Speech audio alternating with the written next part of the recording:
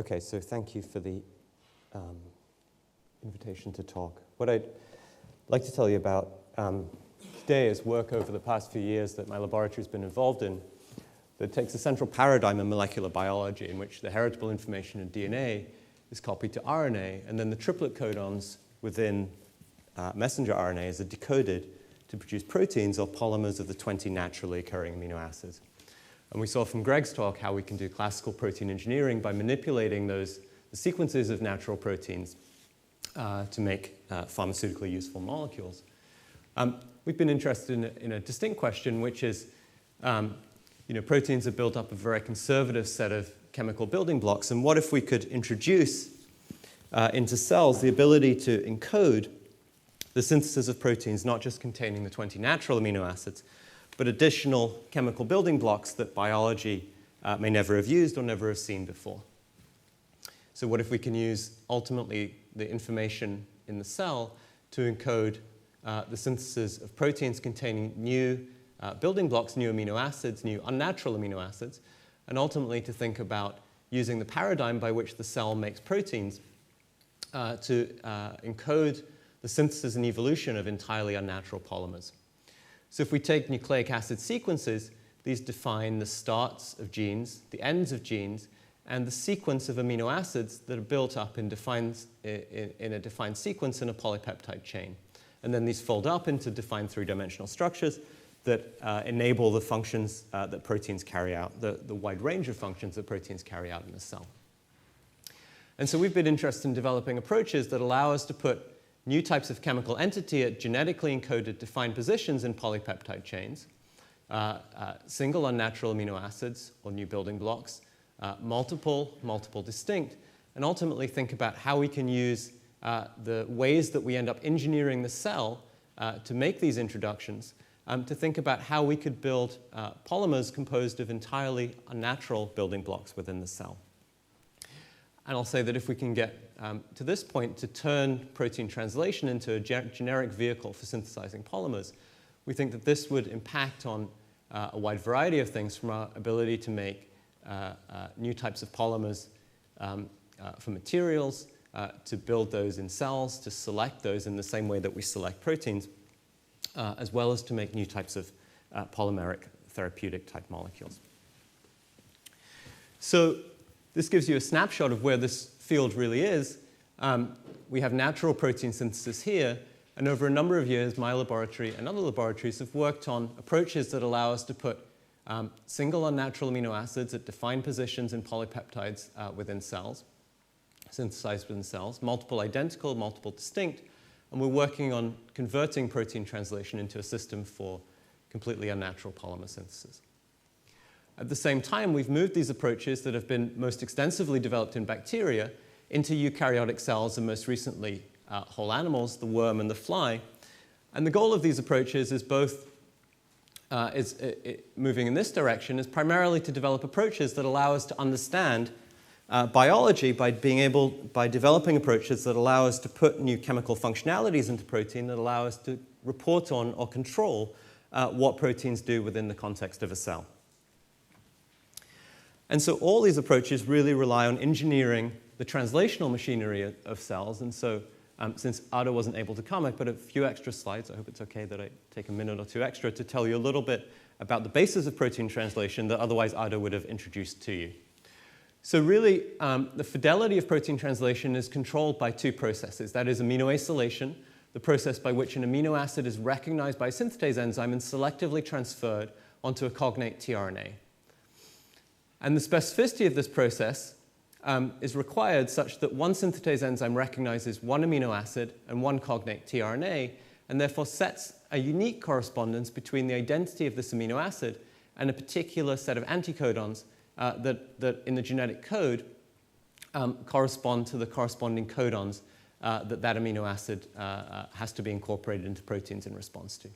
So this amino acylated tRNA is then taken to the ribosome, where in response to a cognate codon on a messenger RNA, a peptide bond is formed between this amino acid and the nascent polypeptide chain, building up the sequence of the polypeptide in a way that's dependent on the identity of this codon. So this is encoded synthesis that the ribosome iterates over and over again. Now, since Ada isn't here, I thought I would show you a movie that shows you some of the complexity of protein translation. So here's the structure of the ribosome, the small subunit and the large subunit, the messenger RNA, and these are tRNAs in the ribosome. And peptide bonds are actually formed in this large subunit of the ribosome up here. This was a translocation event, which is now resetting a new codon in the messenger RNA. A new tRNA gets delivered into the ribosome. So as a function of each of these tRNAs reading the codons on the messenger RNA, you're making peptide bonds on the large subunit of the ribosome in an encoded manner. And as a function of that, you're building a polymer of defined sequence and composition, which you can see coming out of the exit tunnel here. So there are a number of challenges if we want to engineer this system, this protein translation system. Okay, this is sort of a nanoscale machine for building polymers. And if we want to engineer the system, there are a number of challenges. The first is that the machinery of protein translation itself is incredibly complicated, right? At the molecular level, okay, these are 2.5 megadalton particles, a large number of proteins, multi-kilodalton ribosomal RNAs that are folding up to build this machine. And so which bit of these do we need to target, actually, to make the ribosome and the other parts of the translational machinery do new things?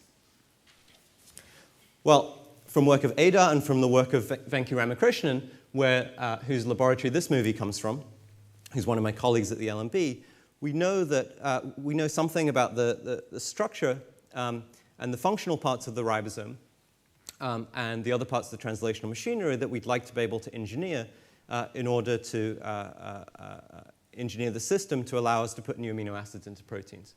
And so in order to do that, we're going to require new synthetases that put new amino acids onto tRNAs. And we're also going to need to alter the ribosome itself to allow us to read additional codons so that we can encode new building blocks into proteins in the cell. So in the first instance, we're going to require a new enzyme that recognizes a new unnatural substrate and puts that unnatural substrate onto the tRNA. And this synthetase and tRNA combination then has to have very specific properties. This synthetase enzyme can't load this amino acid onto any natural tRNAs. That will lead to scrambling of the genetic code. This tRNA can't be a substrate for any endogenous synthetases, as that will also lead to scrambling of the genetic code. And this synthetase enzyme now has to recognize a new substrate that we might go into the laboratory and chemically synthesize that may be completely chemically unrelated to things that natural biology normally uses. And so we have to actually use directed evolution to resculpt the active site of these enzymes to recognize entirely new chemical substrates. And the first wave of progress really on this was working on synthetases and tRNAs, developing approaches to find synthetases and tRNAs that didn't cross-react with the endogenous system in cells, and developing approaches to allow us to resculpt the active sites of these enzymes to recognize new substrates. And then in the first instance, we were able to put those amino acids into proteins by introducing one of the codons that's normally a stop codon in the cell, and reassigning that as an amino acid insertion signal to allow us to now introduce quantitatively at defined positions an unnatural amino acid into a polypeptide chain. The next challenge we wanted to address was how we actually get control of the ribosome itself and how we think about engineering the ribosome itself, this key component of protein translation. And the challenge here, in addition to the molecular complexity and which bit of it to actually alter or mutate, is that the ribosome itself is essential for synthesizing all the proteins in the cell. So if you have something that's essential, the question is, how do you go and alter something that's essential to the cell? You'll kill the cell. And so the conceptual solution was to think about, well, what if we build a new version of the ribosome in the cell and direct that ribosome now to a new message? Now, this version of the ribosome is no longer responsible for synthesizing all the proteins in the cell, the proteome that's responsible for keeping the cell alive. And we've directed it now to this one new message. So if we make mutations in this ribosome, those mutations are only felt in the reading of this one message. And so we were able to implement this in practice to develop a ribosome that was delivered to a new message. And there are two hypotheses about that. One is that that ribosome should then be evolvable. That is, we can make mutations in those within the context of this ribosome without killing the cell. And this has become a powerful paradigm for thinking about how you take some of the most central components of the cell that you might most want to engineer to create powerful new functions by creating independent or orthogonal versions of those components. The second thing that we realized is that genetic code is really, you write down in a table, is a correspondence between amino acids and codons. And at the physical level in the cell, that's enforced by the translational machinery. It's enforced by a tRNA being loaded with an amino acid, being delivered to a ribosome that contains a messenger RNA with a complementary codon. And so if now you have a natural ribosome in the cell with natural codons and natural messages and natural tRNAs and amino acids, if you build a new ribosome in the cell that reads a new message, if you can now direct into that ribosome tRNAs loaded with new amino acids, you have a way to start thinking about building up not just a parallel set of ribosome and messages, but actually a parallel and independent, if you like, genetic code where these amino acids can correspond to arbitrary codons within the context of this message. And so that's a principle that we've worked on over a number of years. We've shown that it's possible to direct the ribosome to new messages, to then differentiate the way that the natural ribosome decodes tRNAs from the way the endogenous ribosome decodes tRNAs, including creating ribosomes that read not triplet codons, but quadruplet codons. We've then been able to direct synthetases and tRNAs loaded with new amino acids that selectively direct those amino acids in response to quadruplet codons that are selectively now read on this new ribosome and build a parallel and independent genetic code for incorporating multiple different building blocks into proteins. These approaches have been used, for example, to study biology, for example, allowing us to make recombinant proteins to get the structure of recombinant proteins bearing post-translational modifications, something that would be hard to do by other methods. To develop proteins that we can rapidly, I'm talking about in milliseconds, activate with pulses of light. So if we have an amino acid in a protein, a lysine in a protein that's crucial for the function of the protein, we introduce in place of that lysine residue this caged version of lysine that then abrogates the function of the protein. We now shine light on the protein, reveal the native function of the protein, and ask what that protein does in real time. We've been able to use this, for example, to take signaling pathways and take individual kinases and signaling pathways and activate those and then understand what's happening just in this particular part of the signaling pathway. And this allows you, for example, to rapidly activate a kinase in a cell. So here we're activating MEK kinase, which is phosphorylating ERK, and ERK is moving into the nucleus. And we're able to understand something about the kinetics of that signaling pathway using that type of approach. And we've also been developing approaches to label proteins very specifically with small molecules. So the idea here is that you put an unnatural amino acid into a protein at a particular site in a protein.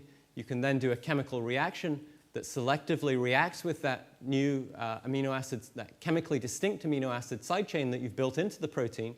And this allows you, for example, to attach fluorophores onto proteins to do imaging in cells, but it also allows you to build, for example, site-selective modifications, for example, antibody-drug conjugates. So here's just one example where we've been able to do very rapid labeling of proteins in cells to allow us to get, again, more basic understanding of what proteins are doing within the context of living cells. Most of these approaches to date have been developed in cells, bacteria, mammalian cells, and yeast. But more recently, we've developed approaches that allow us for the first time to make actually whole animals that contain genetic codes with not just 20, but 21 amino acids, where we've introduced these biosynthetic pathways that allow us to augment the proteome of whole animals. And we're interested in this primarily to provide very precise tools for studying biology within the context of complex biology within the context of whole animals, by which I mean neurobiology, development, and disease. And we think that these precise molecular tools for altering protein function and controlling protein function and imaging protein function within the context of whole animals will give us powerful tools for addressing these types of challenges. So what I've tried to tell you about is to give you a snapshot of going from natural protein synthesis, the approaches that we've developed that allow us to take natural protein synthesis and augment it with synthetic chemistry to build new types to genetically encode the ability to build in new types of chemical functionality into proteins One direction is really driving this technology towards ultimately the synthesis of completely unnatural polymers and providing foundational platform technologies for next generations using next generation synthetic capability. And at the same time, driving approaches within making recombinant proteins and going on in living cells to develop approaches that allow us to control and regulate protein function with arguably unprecedented precision. So I'll stop there, and I'm happy to take questions.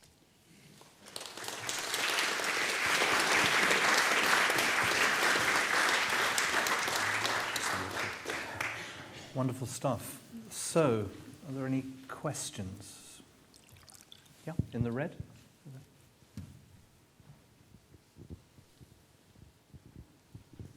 Thank you so much for your talking. It's really exciting research. I wanted to ask about the impact of these polymers on the organism, their toxicity. Would the synthesis them in the organism affect the natural metabolism of examined organism? So the experiments we've done to date have primarily addressed putting small numbers of unnatural, by which I mean a handful, 2 or 3 unnatural amino acids into defined proteins at defined positions. And I think the way to think about that is that they're really, those experiments are really like site-directed mutagenesis experiments with additional chemical functionality. So you're, in the same way that if you were to go and do a site-directed mutagenesis experiment, and you were to have within a protein, I don't know, a tyrosine residue at a particular position in a natural protein sequence, and you were to say, well, I want to replace that with an arginine, someone might say that's not a very good idea because you're taking a hydrophobic, greasy amino acid side chain and replacing it with a positively charged aliphatic amino acid side chain. So I think there's an element of sort of chemical intuition and common sense that comes into what sort of replacements you do. And I don't think those are intrinsically any different when you're dealing with a natural set of 20 amino acids or when you're dealing with a chemically expanded set. I think when you go beyond things that maybe look more like common amino acids, then I think you just have to see what works.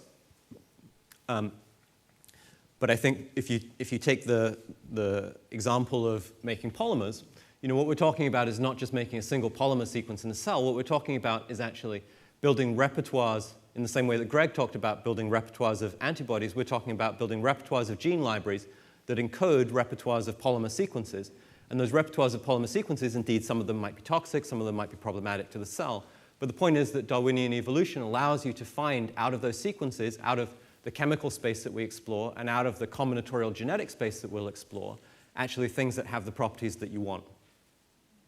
Thank you. Jason, I'd like to come to this slide. It really is inspiring in terms of the geographical spread of the meritocracy. And I suppose my question for you, I mean, this is something which a lot of us try and seek in terms of global science. Is this a virtual cluster? Is it a real cluster? Does it come together regularly? So these are either the destination or the origin of people in my lab. So in blue are the destination or origin of people. So they geographically come from all over the world, as you might expect, to kind of do this sort of stuff. But we do obviously collaborate internationally. But these in blue are people who have physically come to my lab.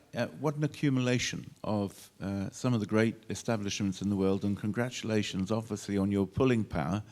And let me come back then to the funding mechanism. Yeah. How have you managed to get these differential groups of funders to come together on this? So we're primarily funded by the Medical Research Council. And I have to say that, actually I was recruited by Greg at the Medical Research Council.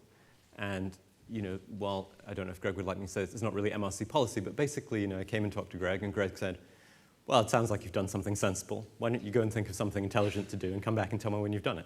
That's more or less what happened. And actually, I think so I think the first thing I'd like to say is that, really, people can tell you that they want to do anything. But the fact is, you look at their track record, and you give them a fixed amount of time, and you say, well, go and show me what you can do. And that's certainly the way the Medical Research Council has always funded me. and they've been quite willing actually for me to go up and say, well, I've got this idea and I think I'd like to do X. And they say, well, it seems like you've done something sensible in the past. We'll give you a bit of money, and a bit of rope and see if you can hang yourself this time. So the ERC, I think, was very good early on, actually, in terms of we'd done a bit of proof of principle stuff early with Medical Research Council money. And with a starting investigator grant, they really said, okay, we sort of buy into this, that this is actually going to go somewhere. EMBO as well have been very supportive, as of HFSP and the Jeantet Foundation later on, who supported primarily our work moving into animals and said, we can see that this is actually going to be, if you can turn on kinases with light inside single cells in animals, if you can, optically activate, single individual signaling pathways inside single neurons in animals, we can see that this is going to be transformational, and it may take you a few years to get there, et cetera, et cetera. So it's always been funding bodies who have been willing to say, we're willing to, we see that it's going somewhere. We don't always understand exactly where it's going or what the translational potential or indeed the application is going to be, but it's going to be good for something. Thank you. Sir, I think I failed for any crucial application or for the funding. I'm just want to follow that question. What's failing? So,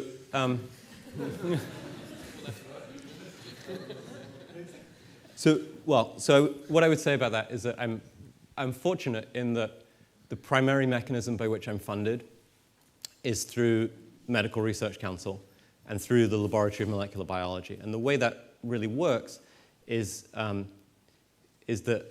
the lab gets a core block of money, and then the people that are in charge of the lab basically distribute that money as they see fit, within reason. And so what that means is that you have a personal interaction with your head of division, which in my case was Greg for many years, and you can talk to them about the science, and they can see the science develop as it goes along. And so, I don't have to go to Greg and say, well, actually, what I'd like is, £2 million because I've got this grand scheme.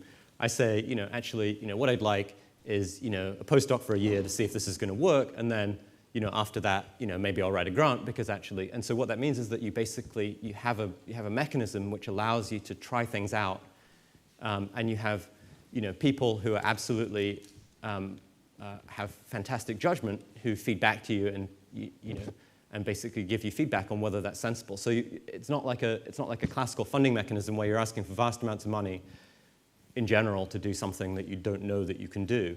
You really ask for small amounts of money to try things out that you think are very, and I would say that the mechanism has always been, at the LMB, has always been not, can you get that to work, but if it works, how important will it be?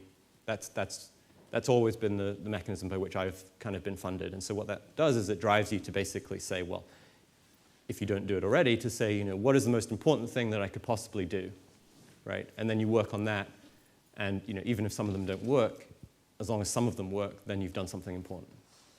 Okay, I think we're going to have to close. We're going to have time for coffee now. But I'd like to thank everybody. I think what we've learned from this session is that in academic basic research science, it's the same as in business, which is two of the most important attributes are courage and trust. The courage to do something and the trust of other people. And we must always, at the same time, avoid the triple-horned monster which drags us all back of compliance, immediate accountability, and health and safety. So enjoy your coffee. Thank you very much.